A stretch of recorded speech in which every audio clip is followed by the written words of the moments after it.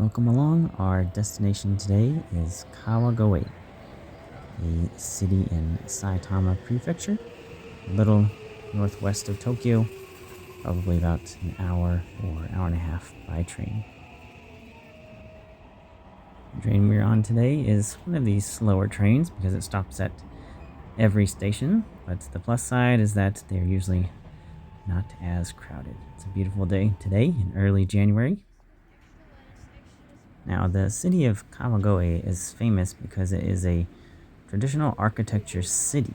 Now, we don't quite see that here yet, but there is a certain portion of the city. As we continue walking along that same street, the road narrows and we see more and more traditional architecture. Now, when you visit Kawagoe, be sure to visit on an empty stomach. You'll see here we stopped at two different places. First there, chocolate ice cream, and the other one specializes in matcha. And the street is just lined with all sorts of sweet and savory delicacies. It's really a sight for the eyes and a treat for the stomach. Our first stop is the Kawagoe Festival Museum. And this is a festival that takes place every fall in October. It's always a 2-day festival, and there are all sorts of large floats and other traditional events and activities. We did visit one evening, and it was an incredible sight to see. But if you can't make it to the festival yourself, this is the next best thing. The museum does have an audio guide, so that definitely helps give you all the information you need. It really is a small but incredibly well done museum. Here you can see pictures and posters for the Kawagoe Festival from going back to maybe the 1980s or earlier. Our next stop is actually just around the corner from the Kawagoe Festival Museum, and this is a 3D trick art museum.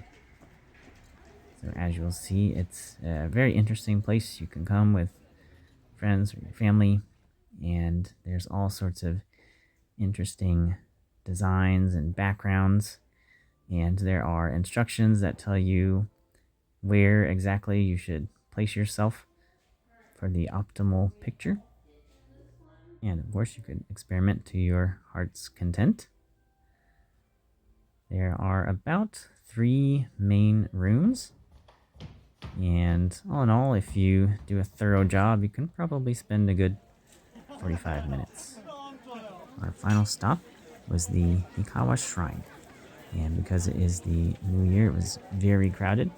The New Year is the time when many Japanese people head to the shrines to pray and ask for a blessing and to participate in other traditional activities. So because of this, we didn't get a thorough look, but we spent a few minutes kind of observing what others were doing. And if you happen to know some of the traditions, by all means, please let us know and inform us. We'd love to hear about those.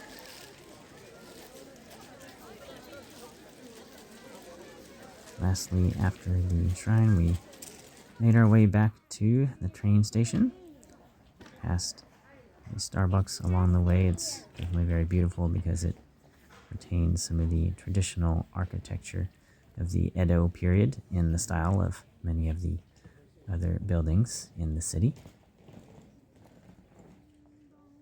And just near the Starbucks, there is a large and famous bell tower.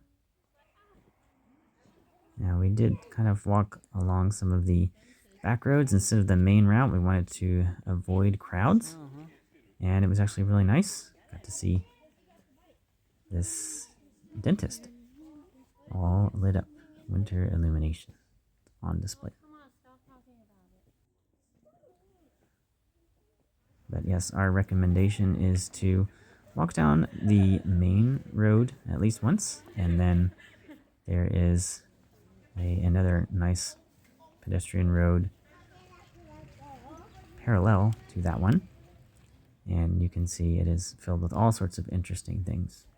This building here is where one of the Kawagoe Festival floats is stored. So it was a large garage for that, and it was cool. You could peek in and see. And even this secondary side street is filled with a lot of great cafes and bistros and places to eat, so definitely don't miss it. Here we are, we finally arrived back at the train station, and we are on our way home, about to board the train shortly.